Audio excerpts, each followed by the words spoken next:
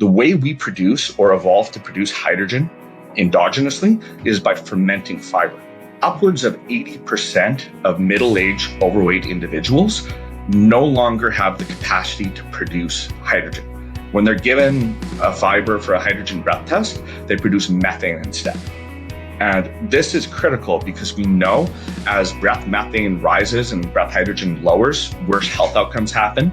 And we also know in studies of centenarians, like in Okinawa, that these centenarians, people over 100, have higher breath hydrogen than the average younger person in middle age. We're getting this declining H2 because of lifestyle changes. It's so prevalent that a lot of people, even if they start making changes to their diet, they start consuming fiber again, they basically killed off the bacteria in their gut that can make hydrogen, so they'll just produce methane instead.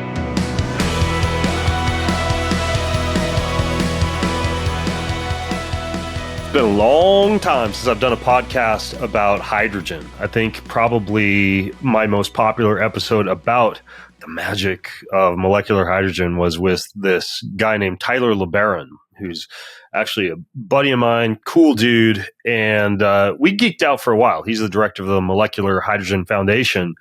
But I have recently discovered another guy who is really knowledgeable about hydrogen. His name is Alex Tarnava, and he's my guest today.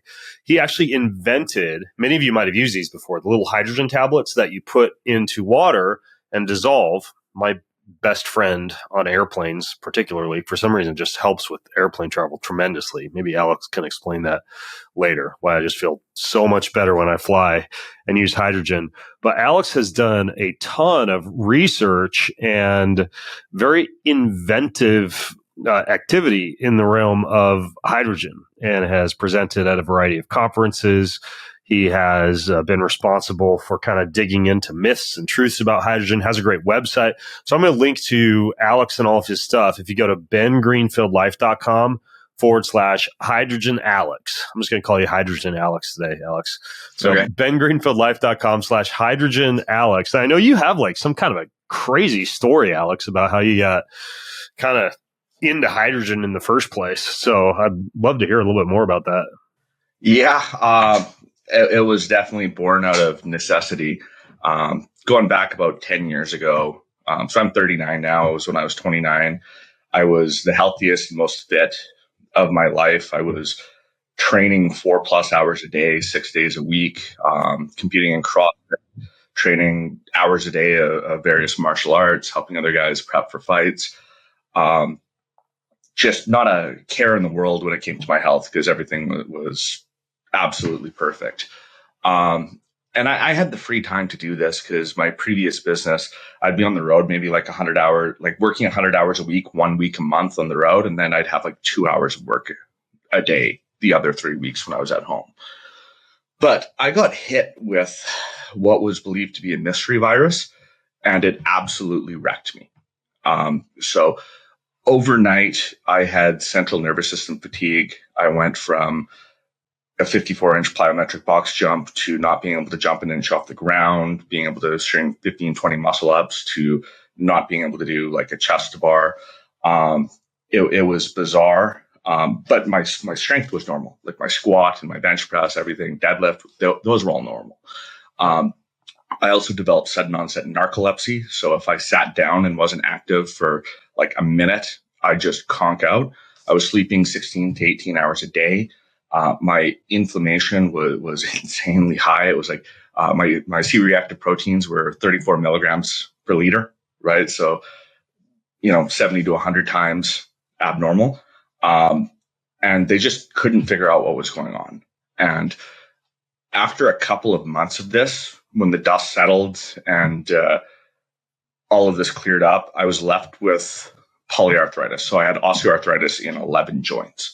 Is that what polyarthritis means? It just means arthritis in different areas? Yeah. So I developed degenerative osteoarthritis in 11 areas, the worst of which was my left shoulder and my left hip. But basically anywhere I'd had a previous injury, it developed. And I got put on, cortisone injections and 1,000 milligrams of naproxen a day. For those who don't know what naproxen is, it's like a leave, but with the leave, you'll take like 200 milligrams. I was doing 1,000. I knew this wasn't sustainable. I bet your liver loved that too. Oh, yeah. Well, yeah. My gut was worse off, but I just started scouring PubMed, because I wasn't training this 4 to 6 hours a day anymore. So I had all this free time. I was just reading PubMed, anything that could help regulate the inflammatory response. And I started doing a lot of things. I started going to cryo chambers. I started various supplements, and I found hydrogen. Right. And, the research wasn't where it is right now. It's pretty sparse, but there were some pretty cool studies back then. Like how long ago was this? 10 years ago. Okay. Yeah. Yeah. So I knew some people who were selling a hydrogen water machine or an alkaline ionizer that they said made hydrogen water. And I paid like $5,000 for one and just went on my merry way. But I think it was about 8-9 months later, I fainted a few times in the gym. And what had happened is the naproxen use had ruined my gut, caused multiple ulcers, and I wasn't absorbing nutrients properly. Right. So I had to abruptly stop the naproxen. And within days, all my joints seized again. Like I'm talking, I couldn't put on a shirt, couldn't put on socks, without assistance. It was brutal. So I had to go back to square one, and I'm like, none of these things that I'm doing are working. Even that hydrogen machine that you got, you were drinking from that too? Yeah, I was drinking from that, but I just, as I was going back into PubMed and I saw new studies, right, on hydrogen, I'm like thinking, okay, well, is this a scam? But it just dawned on me, how do I even know this machine is producing hydrogen? So I got the test reagent and I tested it, and it was undetectable. So I had to triple the input to reduce a single drop. So it was 0.03 parts per million or milligrams a liter of H2. So a fraction of the minimum observed therapeutic level. And hydrogen works on a dose and concentration dependent response. So it was absolutely nothing. What's a good level for ppm? Like, what should you look for? So the tablets in 500 milliliters of water, our gas chromatography data shows a little over 12 parts per million, right? So we're hundreds of times higher. Yeah, that's a lot. I mean, like I even have some hydrogen water bottles, and they brag that they can put out 4 ppm. They won't consistently put out 4, because to get that 4 ppm, they need over 50 psi of pressure to hit the equilibrium under Henry's law. And the gaskets aren't designed for that high of pressure. So you might get the 4 or 5 parts per million for a few uses, maybe a few weeks, but then the gaskets start separating and they start leaking, and you'll be down around 1 ppm on those. Okay, I actually want to get into hydrogen water bottles later on, but I want to hear the rest of your story. Yeah, so I thought to myself, okay, well, how are these researchers making hydrogen water? So I started buying the full studies to read the materials and method, and absolutely none of them were using a machine like what I'd bought. So a lot of them were using like magnesium sticks and such. So I went about trying to use magnesium sticks, but using rods of magnesium, you can't control the amount of magnesium. Wait, can I ask you a quick question about that, Alex? Because some people might not be familiar with the chemistry of this. Why would you use a magnesium stick to get hydrogen? So elemental magnesium, we're not talking about a magnesium supplement here. We're talking about the metal magnesium. It reacts with water, right? And it'll split the H2O into hydrogen gas. And then the oxygen becomes hydroxide, which is a function of pH. So you'll get H2 and then magnesium hydroxide. So this might be a really dumb question, but like if I use like natural calm magnesium or one of these magnesium powders, am I getting hydrogen if I use something like that? No, because they're in ionic form, right? The magnesium there, right? You're getting magnesium compounds, so they're no longer reactive. Okay, got it. To do this, so you have to use a metal form. But okay, if you're using just like a rod of magnesium, and then you're using some acid to liberate it, you're not able to control how much magnesium you're getting. So you could end up getting way too much magnesium, get hypermagnesia, get some side effects from that. Could any of the metal also from the magnesium stick get broken down into the water? Well, the metal reacts away and becomes free magnesium ions. Or first, it becomes magnesium hydroxide, which is milk of magnesia. But if you're using enough buffering acids, like in the tablets, we use malic acid and tartaric acid, those buffer down the hydroxide, leaving just Mg2 plus. So just free magnesium ions, which is the exact form we need to get into our cells. Okay, got it. Yeah.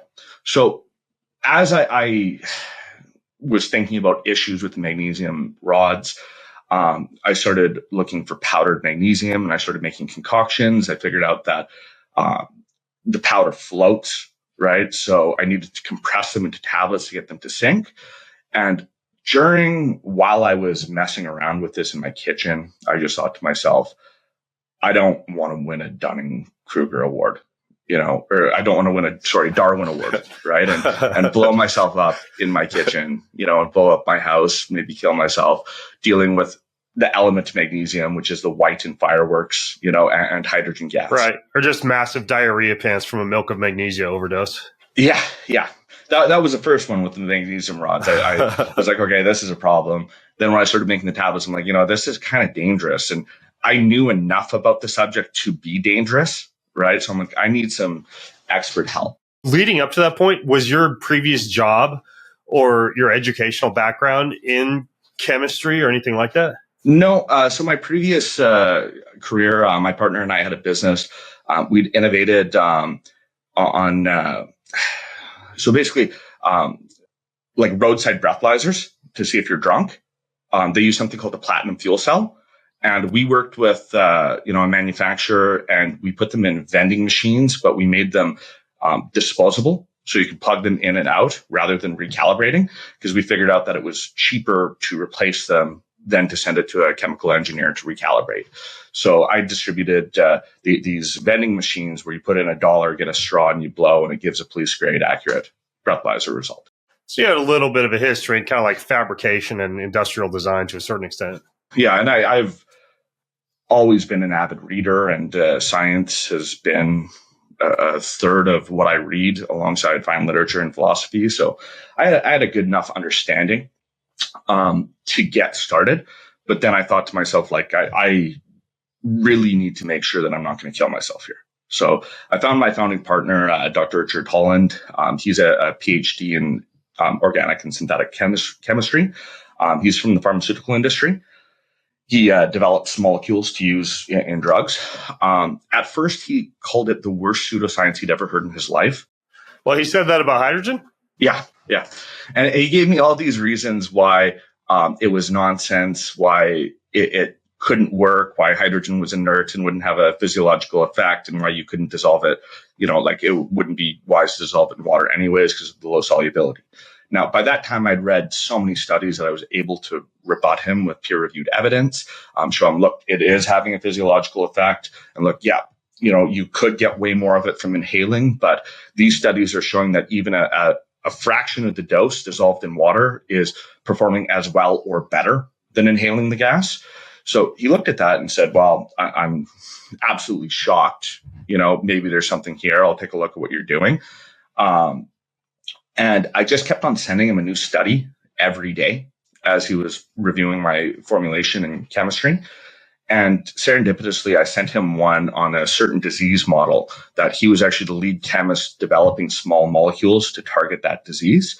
And he called me for a lunch meeting and he said, listen, those other studies, I had to trust the findings because I'm not a subject matter expert. But in this study, unless this is fraud, this stuff works. Right. And it works better than the molecules we're developing.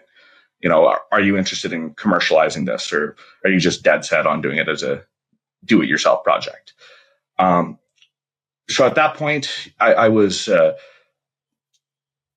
unsure, right? I had no expertise in this area, but I'm a quick learner, and I figured, why not go for it?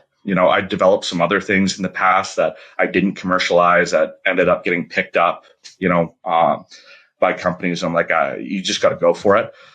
So I dove deep into the industry, and I tried to get our first production batch made. Dr. Holland refined my chemistry in like just a few weeks. It didn't take long. But then we realized making millions of them at high speed is a different game than making 20 in a mortar and pestle. Yeah, you mean millions of the tablets. Of the tablets, yeah.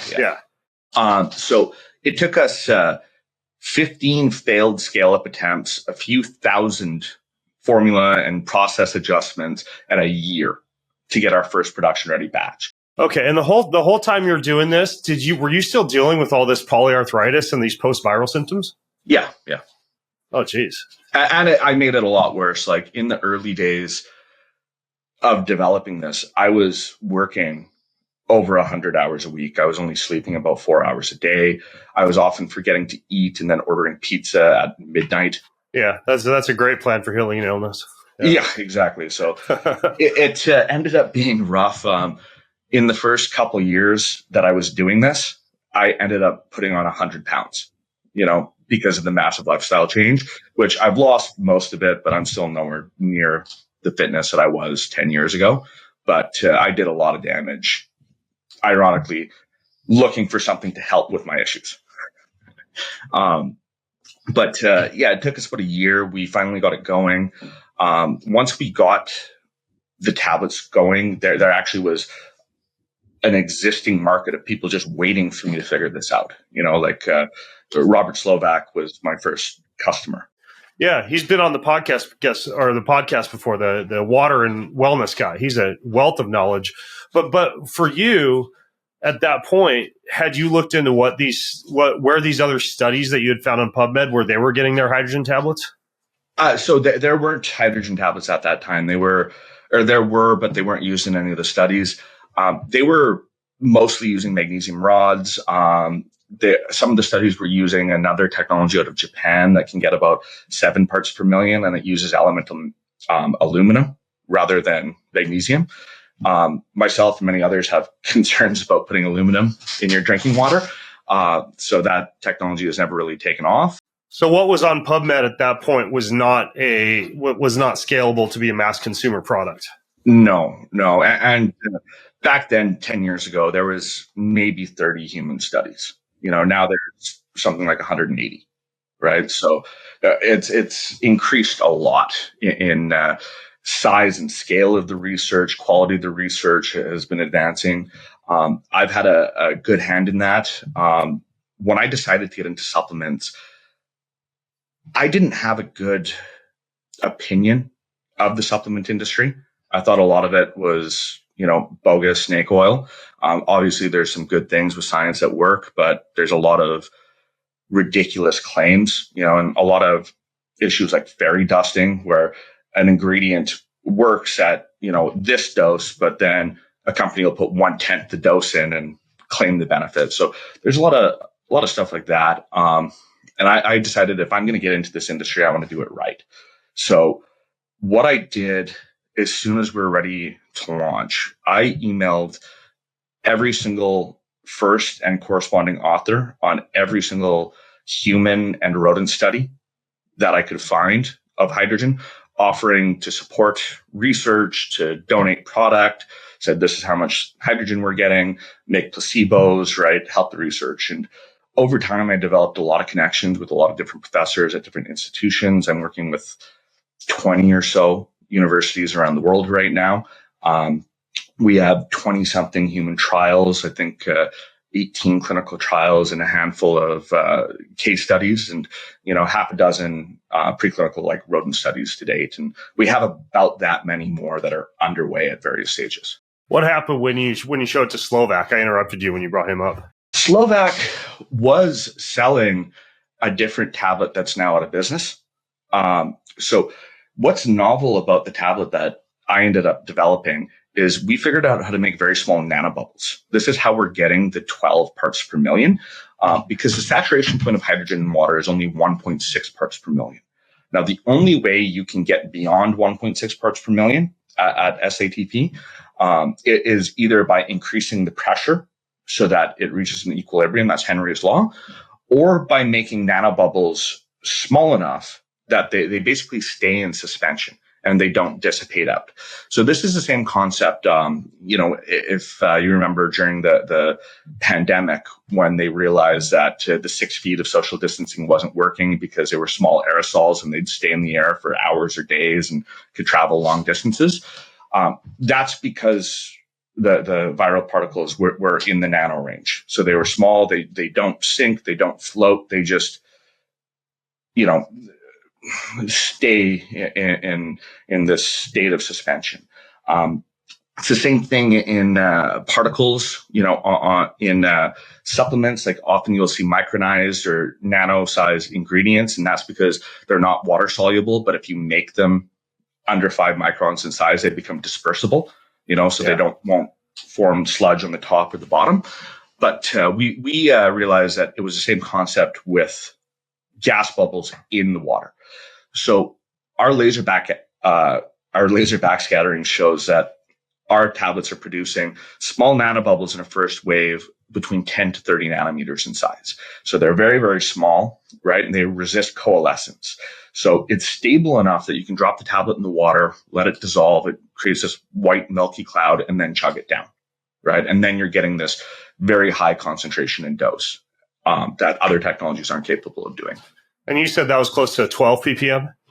Yeah, our gas chromatography shows a little over 12. So the first one we did a couple years ago was 12.4. This last round we did right now was 12.2, which is in the margin of error. So we're getting about 12 parts per million or milligrams a liter in 500 milliliters, which is a 6 milligram dose of H2.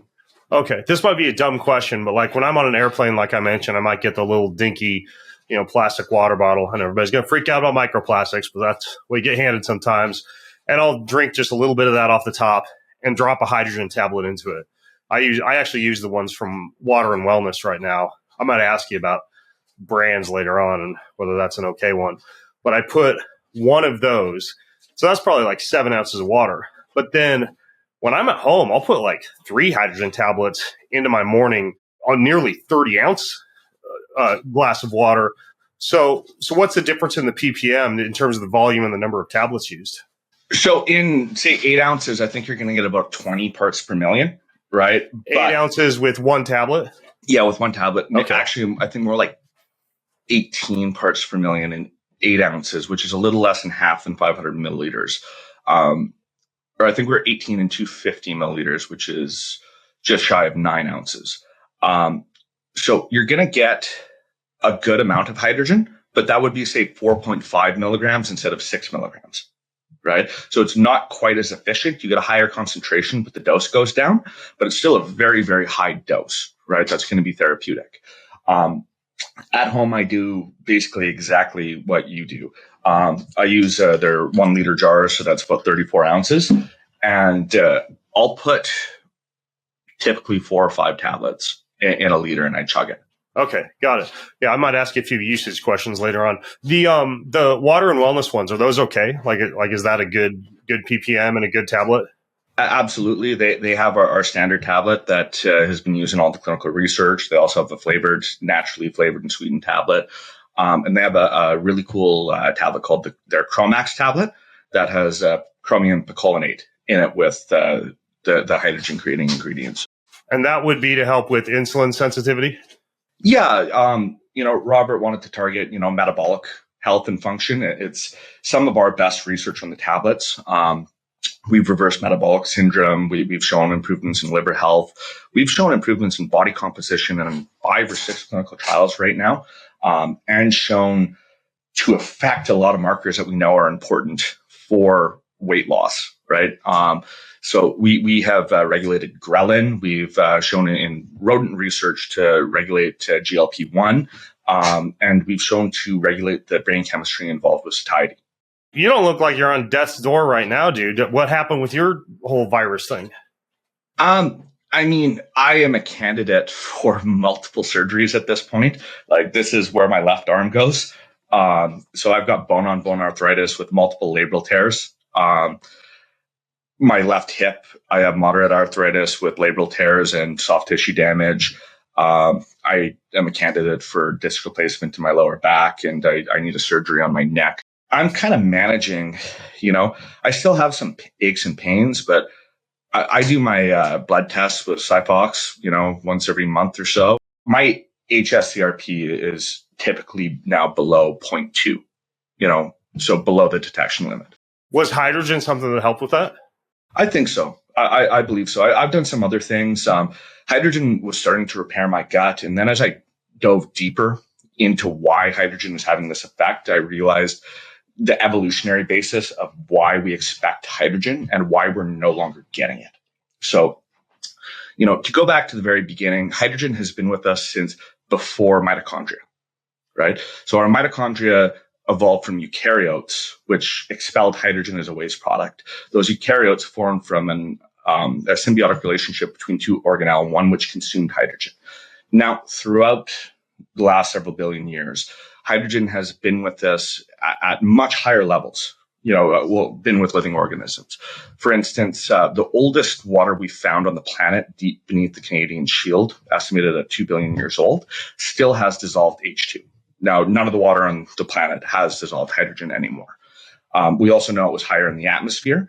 But more important to human evolution, we no longer produce hydrogen in the way that we evolved to.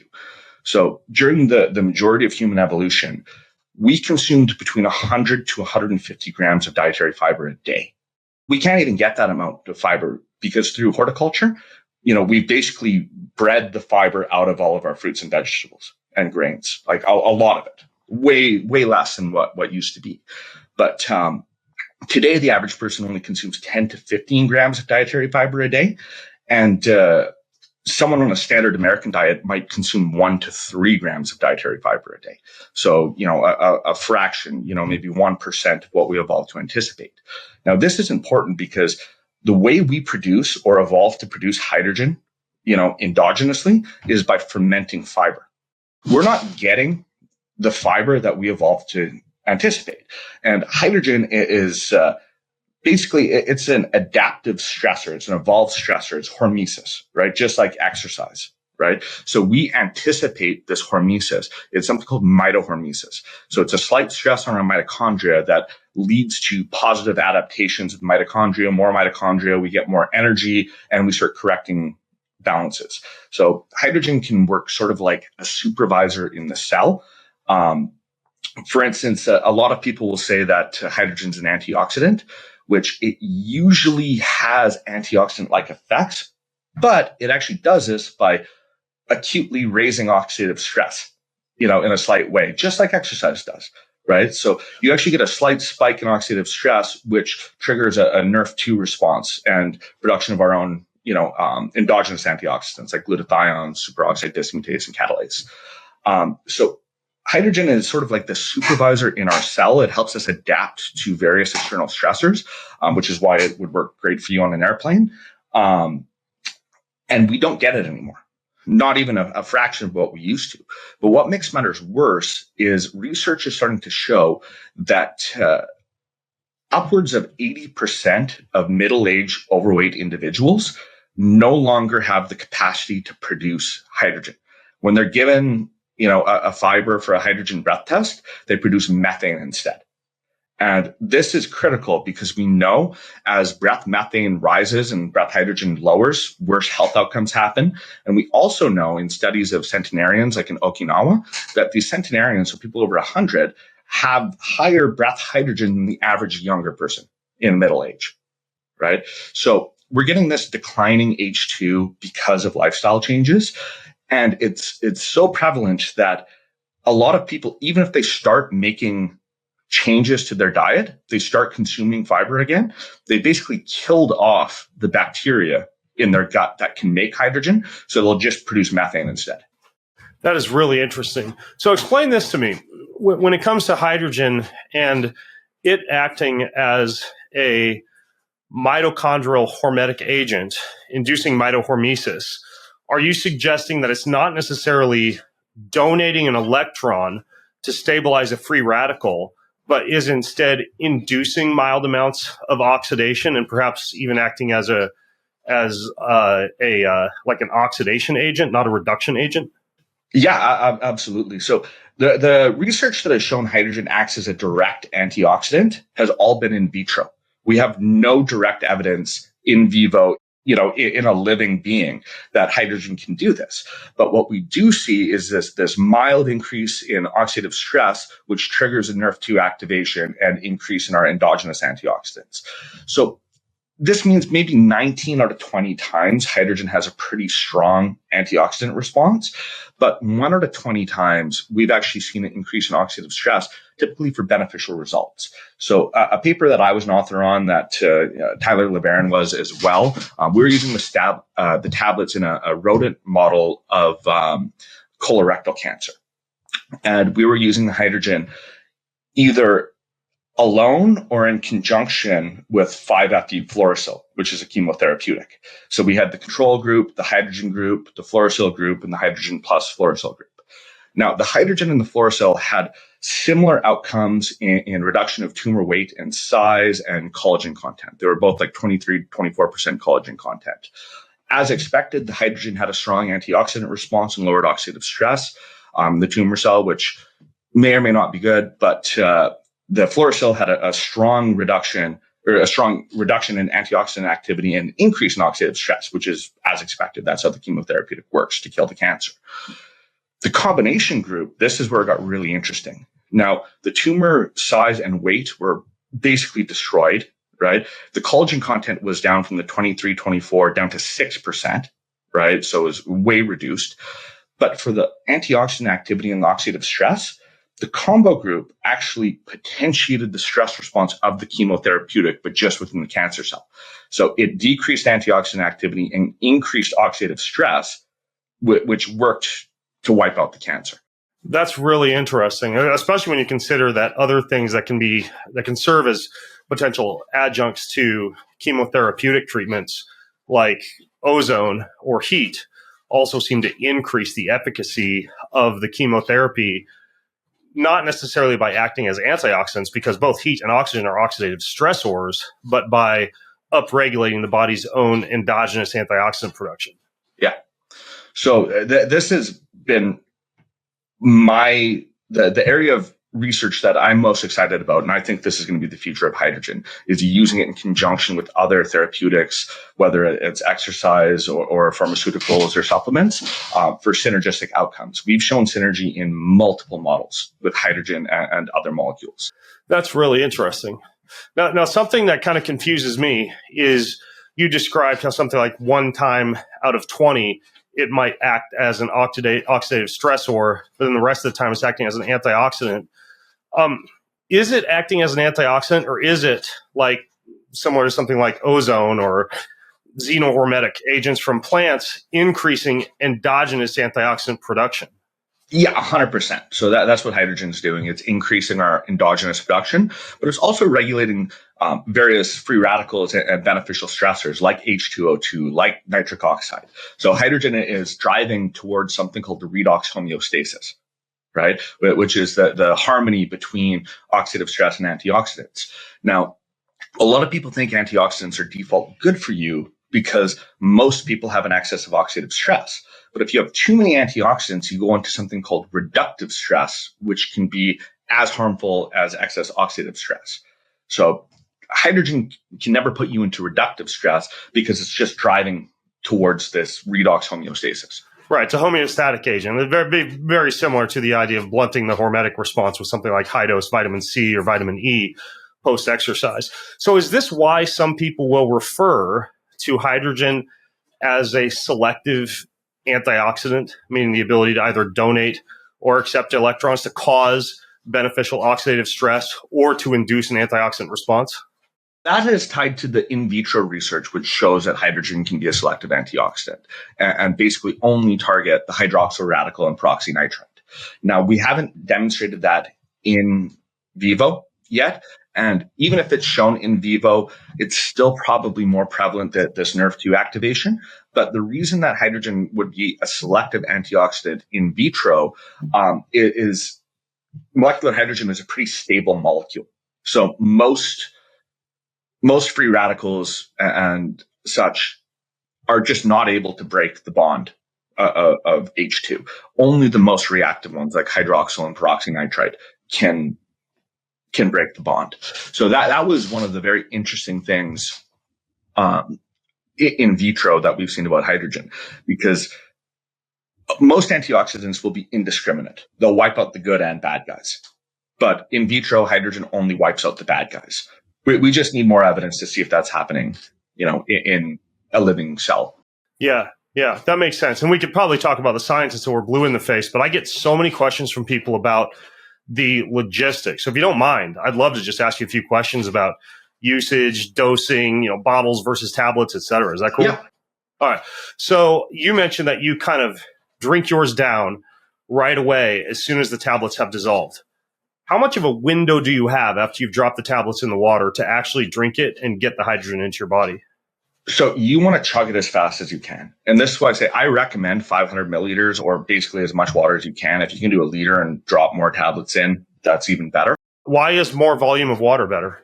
Because you'll get a higher dose. Okay. So what we're realizing about hydrogen is, just like every other hormetic agent, it works in a dose-dependent response.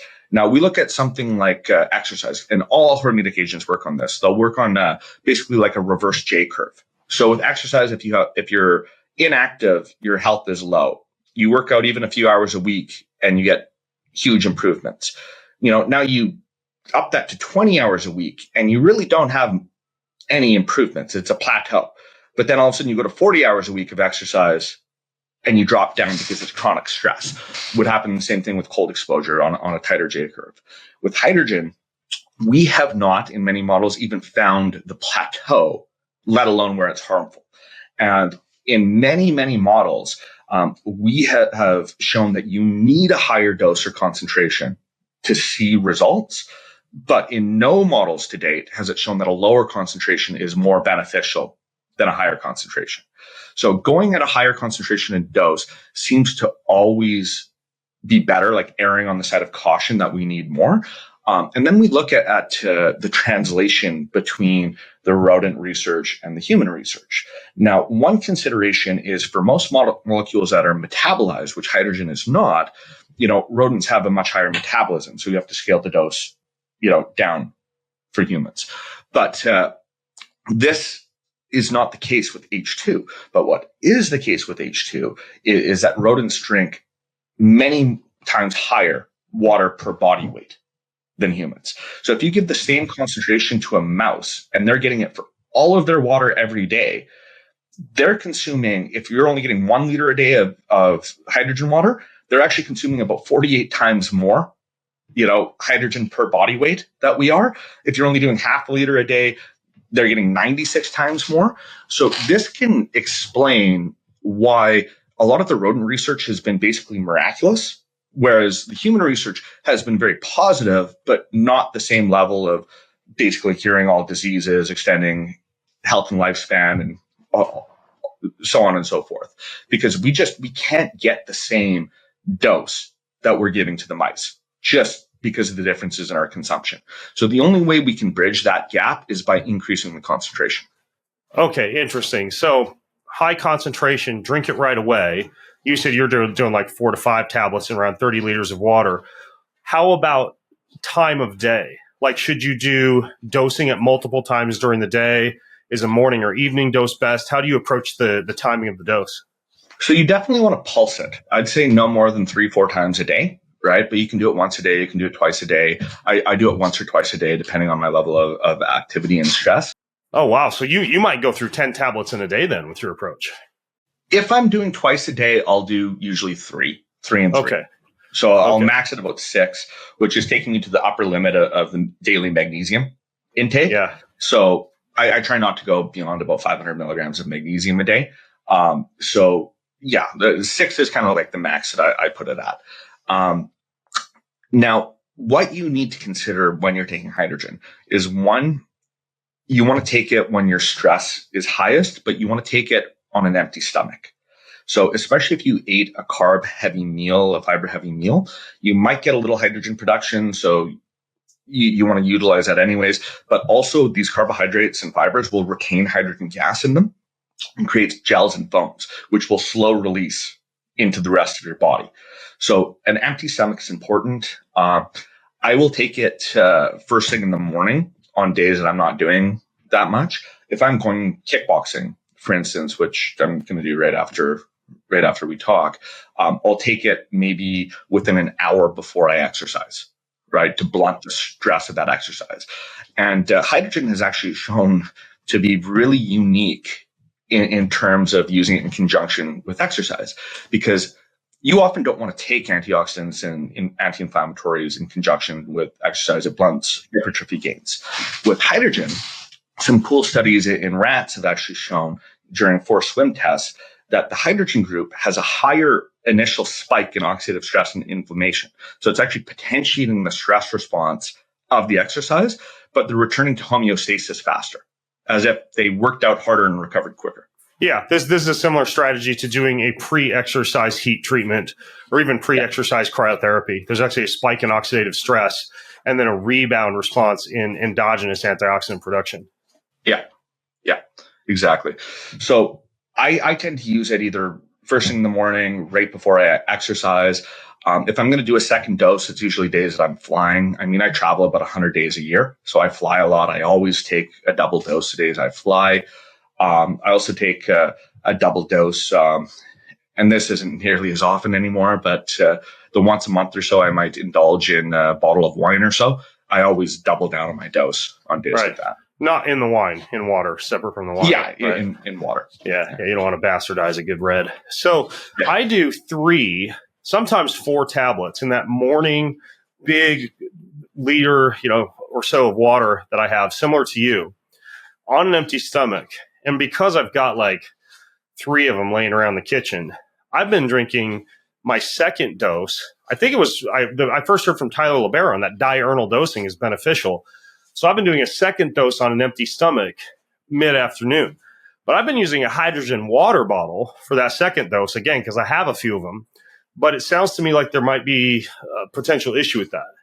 So the water bottles, I mean, some of them are not too bad. Again, the issue is the gaskets, right? So you can basically get some of them can get up to 5 ppm right at the start, but they will rarely maintain that 5 ppm for more than a few weeks, and they'll just start leaking out H2 and going down.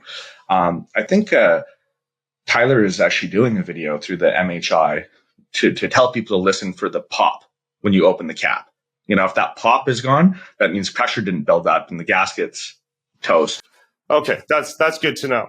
The one I've been using the most right now is the Echo, and that one's still kind of popping. Like when I release it, it's kind of like opening a fizzy bottle of soda. Yeah, it's not a bad bottle. Again, I think they got about 4 parts per million. Yeah, if you run it for the full 10 minutes, yeah. Yeah, they trend down in concentration as the gaskets start separating and leaking. That's just, you're always going to get that wear and tear, no matter how good the gasket is. I mean, I developed units trying to help use it in preclinical research to get the dose-dependent responses even higher, where we can saturate up to like 13 parts per million of H2 using Henry's law.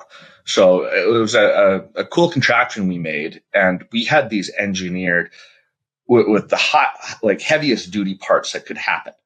And they work, but for less than 10 uses.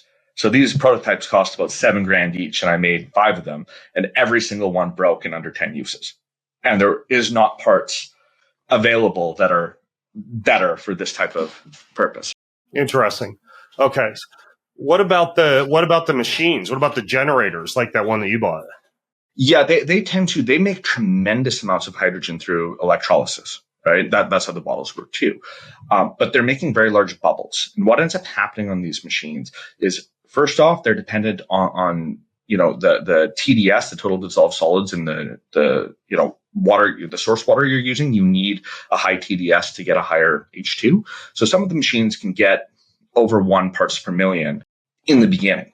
But as you use them, these minerals, they stick to the plates that are used to create the electrical charge through the water. Something called calcification happens, scaling on the plates. Now, as more and more scaling happens, the the H2 bubbles coming off the plates get bigger and bigger and bigger. And the bigger the bubbles get, the less likely they are to dissolve in the water, right? So you can take some of these machines after they've been used for a while, and they're still making a lot of H2. You put a lighter up and it flickers, right? Like the hydrogen burns as it's coming out. That means it's not in the water. So often these machines, they might start at like 1 part per million, but within a short amount of time, they're down to 0.3, 0.1, like the one that I tested, 0.03. So they have some serious longevity issues. Okay. Is there anything to those at-home hydrogen tests you can get like on Amazon? I think some are methylene blue based. If somebody just wanted to see, hey, is my hydrogen bottle still producing ppm, or how much am I getting if I dissolve 2 tablets versus 4? Yeah. So with those drops, the issue is with the eco that they send to consumers, they can't actually detect the nanobubbles, right, in the tablet hydrogen water. So H2 Sciences that makes the H2 Blue actually has a big article, right? So they have an ethanol-based formula that researchers and companies order. The reason they don't sell it to consumers is because it's hazmat, right? So it's hard to ship a single bottles on something like Amazon, right? So the ones that they sell on Amazon are good to detect up to the 1.6 parts per million, but they can't get up to, 10, 12 or higher parts per million. So are you saying there's no good consumer test kit that one could order to their house to test? No, unfortunately not. The most accurate way to test hydrogen is gas chromatography, and it is very complicated and expensive setup. So that's why we send our gas chromatography reports to all the brands that sell, and a lot of them post them online. So people can say, listen, this was tested by H2 Analytics, right? Certified by the IHSA. This is a hydrogen level. What happens if I just dissolve a tablet in my mouth or I swallow it? We have a case study on this for a buccal administration, right? Like for a concussion study. I would say be careful with it because the tablets are exothermic. They give off quite a bit of heat. Yeah. So do the bottles, by the way. My wife got pissed because it burnt a little ringer hole in the dining room table. Yeah. No, they give off quite a bit of heat. So the heat isn't an issue when it's in a glass of water. But if it's, say, on your skin with a drop of water, it could cause some unpleasantness. What if I just drink some water and keep it in my mouth and swish it around and put a hydrogen tablet in there at the same time? I do that sometimes. I know, Tyler LeBaron says he does it sometimes. I can't recommend it though, just for that 1 in 100,000 people that might have an issue with it. Basically, if you don't drink enough water and if you don't have enough stomach acid, that same exothermic issue can happen and it could sit against your stomach lining, maybe cause an ulcer. Now, that would be very, very rare. For a young, healthy person, and if you drink a bunch of water with it, you're going to have no issues doing that. But again, we don't know that for sure it's going to dissolve the same way into the water in your stomach and make it to your cells. Probably, but we don't know.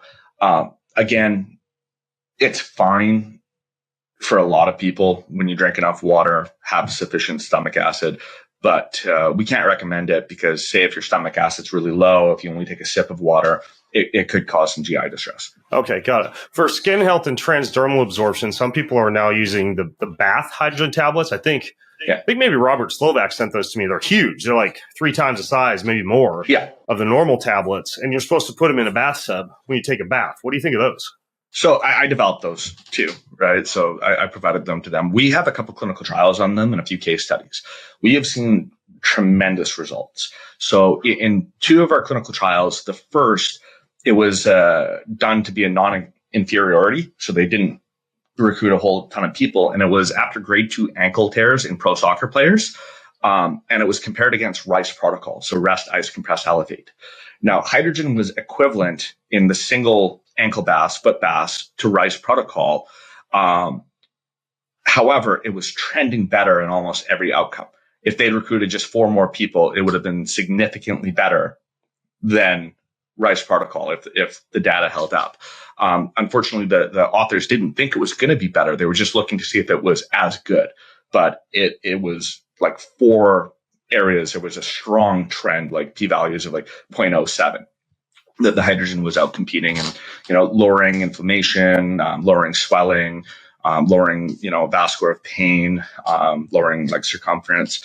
they were all trending better in the hydrogen. What about skin issues like eczema or acne or something like that? Yeah, I mean, there's quite a few studies, not on the tablets, but on other hydrogen waters that have shown improvements in various skin health, even in reducing wrinkles.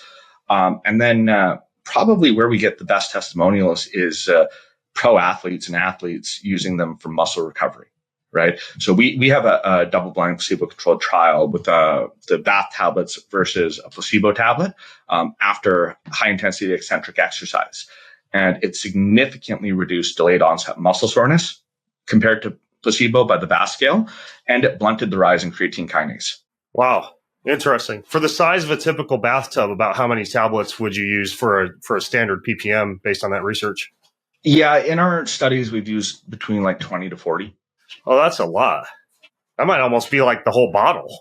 I think the bottles come in 60 or 180. It's an expensive bath, but it works. And for especially a lot of athletes that are sometimes paying 50, 60 bucks for a cryotherapy session, right? This is a lot cheaper, and wipes out the pain. Yeah, that is a good point. My baths are very few and far between, but when I take them, dude, it's like the CBD bath bomb and the lavender oil and the hydrogen tablets and the red light and a good book. And I'm like, if I'm carving out the time to take a bath, which is very few and far between for me based on my time limitations, I want to get the most damn efficacy out of that bath possible. So I get it. So when it comes to these hydrogen tablets, I briefly alluded to this earlier when you were talking about using these magnesium sticks, but I've heard a few times people express concerns about potential contaminants or metals or something like that in the hydrogen tablets. Is that something that we need to be cautious about? So, and a lot of people who say things like this don't realize that there are heavy metals in everything, in our food, in our drinking water, everything that we're going to consume or touch. Now, with the hydrogen tablets, we have new dietary ingredient status with the US FDA. We have GRAS status, generally regarded as safe. 2, every batch is tested, not just to FDA standards, but to California Prop 65, which is the strictest requirements in the world for heavy metals. So there is nothing that doesn't have heavy metals that we consume. It's just about how much of them is in it. And there is a minuscule amount in the hydrogen tablets, well below the thresholds for California Prop 65. Okay, got it. That's good to know. So you helped develop the ones for Water and Wellness, which is one company that I've ordered from. They've actually been a sponsor of this show in the past. Are there other brands that you would vouch for, or is that kind of the main one? Yeah, so I supply to, it's going on about 70 brands right now. Many of them have different tablets. Like I mentioned, I developed the Chromax tablet with Robert Slovak to try and synergistically target metabolic health. Water and Wellness, again, they were my very first customer. So they have been in this game a long time. And Robert's interest in hydrogen goes before my invention of the tablet. Before he launched mine, he was selling a different tablet that you had to seal and bottle and wait till the next day. You get about 2 parts per million. But you had to make a convex mixus on top of the bottle, drop the tablet, twist, put it upside down, put it in the fridge, and drink it a day later. That guy has gone out of business that developed that tablet. But even before that, Robert and his late brother were the first people to try to invent a hydrogen tablet. And they did extensive amounts of R&D, trying to develop these hydrogen tablets. And they couldn't figure out how to get it working in manufacturing. So actually, he was a wealth of knowledge when I started developing. Before he was my customer, I was put in touch with him, and he sent me over all their failures in R&D so I wouldn't make the same mistakes. Because, Robert's a great guy. He is worth many, many millions of dollars, and he does a lot of this stuff just because he's passionate about it. So he wasn't looking at me as a competitor. He said, I just want a good product on the market. Yeah. And I'll link in the show notes. If folks listening go to bengreenfieldlife.com/hydrogenalex, I'll link to those podcast episodes that I did with Robert. I'll link to my ones with Tyler LeBaron too, of the Molecular Hydrogen Institute. Are there, you mentioned Chromax, how you're mixing chromium in with the hydrogen. Are there other kind of blends out there in the future that you think could work well, or that's rolling around in the back of your mind as far as modifications or new inventions? Yeah, so I've developed some other custom tablets for some other companies. When companies develop a custom tablet, they tend to want to pick a lane, so either go after metabolic health or go after brain health or mitochondrial function. So there's a lot of different custom tablets. And I think in the future, people might cycle through different custom tablets to get different purposes with the hydrogen and then use the stock tablets to boost their hydrogen intake. What do you think about methylene blue? That's another one that's been touted as a selective antioxidant. I've tried it a few times. I think it tastes pretty nasty. But I don't know enough about the research. I know it was emerging. Yeah, the only reason I ask is like the blue hydrogen tablet. You've got two different selective antioxidants that might be interesting to have together. I could do a deeper dive into it. Unfortunately, or fortunately, as I've been expanding on how many companies I'm supplying to, and at the same time expanding on how many research teams I'm working with, I've had less and less time to look into other non-hydrogen related things, for my own knowledge and curiosity. You actually answered a lot of the questions that people constantly ask me about hydrogens. This is going to be a great resource for folks. And if you're listening and you have follow-up questions or clarifications, or you want to dive into anything we talk about in the show notes, you want to check out bath tablets or this water and wellness website or Alex website, in which he has some fantastic articles and publications, go to bengreenfieldlife.com/hydrogenalex. It's bengreenfieldlife.com/hydrogenalex. Anything else you want to throw in while I have you here, Alex, before you go kickbox? Yeah, I'd say just a lot of people wonder if hydrogen is right for them. And again, I don't think there's anyone on the planet that is getting the hydrogen that we used to throughout evolution. I mean, I have slowly scaled up my dietary fiber to 60 to 80 grams a day. It is hard to get to 100 to 150, right? It takes serious work to even get to around 60. So everyone can utilize hydrogen. And again, everyone has daily stressors, right? And especially for biohackers, there's so many cool things about hydrogen and how it's basically like a supervisor and just a smart molecule, so to speak. Like I know autophagy is a huge rage in the biohacking world. Hydrogen usually activates autophagy, but in certain models where you absolutely don't want autophagy, it's inhibited it, such as heart failure and after drowning resuscitation. So again, hydrogen, I think, is one of the pillars that everyone should be utilizing for their health. Yeah, well, I like it. I've been using it for almost a decade now, and it's impressive stuff. And again, like, if anything, try it. If you do a lot of airline travel, you'll swear you feel so much better. So bengreenfieldlife.com/hydrogenalex is where the show notes are. Alex, thank you so much, man. This has been incredible. Yeah, no problem. Thanks for having me on. All right, folks, I'm Ben Greenfield with Alex Tarnava, Hydrogen Alex, signing out from bengreenfieldlife.com. Have an incredible week. Do you want free access to comprehensive show notes, my weekly roundup newsletter, cutting-edge research and articles, top recommendations from me for everything that you need to hack your life, and a whole lot more? Check out bengreenfieldlife.com. It's all there. bengreenfieldlife.com. See you over there. Most of you who listen don't subscribe, like, or rate this show. If you're one of those people who do, then huge thank you. But here's why it's important to subscribe, like, and or rate this show. If you do that, that means we get more eyeballs, we get higher rankings, and the bigger the Ben Greenfield Life show gets, the bigger and better the guests get, and the better the content I'm able to deliver to you. So hit subscribe, leave a ranking, leave a review if you got a little extra time. It means way more than you might think. Thank you so much.